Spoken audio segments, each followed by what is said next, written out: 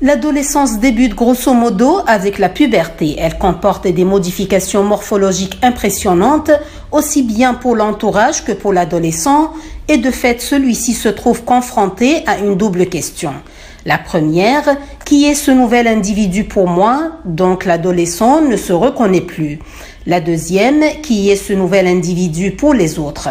Cette double interrogation, dont les réponses ne sont pas obligatoirement fournies simultanément et pour lesquelles le décalage temporel peut être important, ne peut que créer un désordre et chez certains une confusion.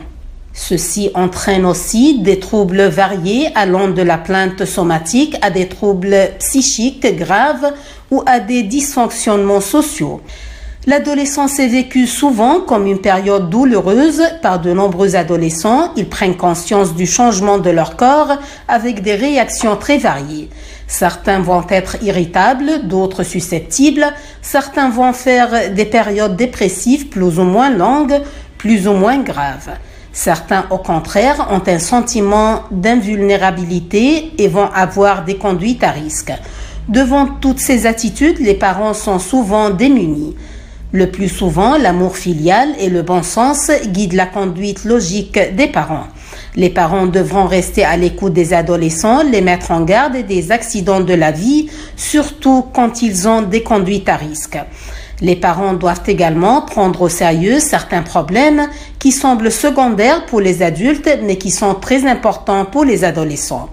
Il faut aussi admettre leur paradoxe, comme le besoin de s'habiller comme les autres, mais d'être considéré comme original. Les problèmes de peau et d'hygiène doivent solutionner souvent à l'aide du médecin.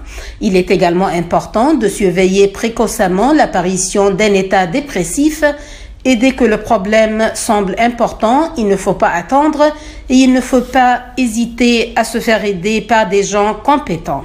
De façon générale, les parents ne doivent pas réagir de façon impulsive et sans discernement. Ils s'adressent souvent à des jeunes à la sensibilité à fleur de peau et doivent être constructifs dans leur attitude.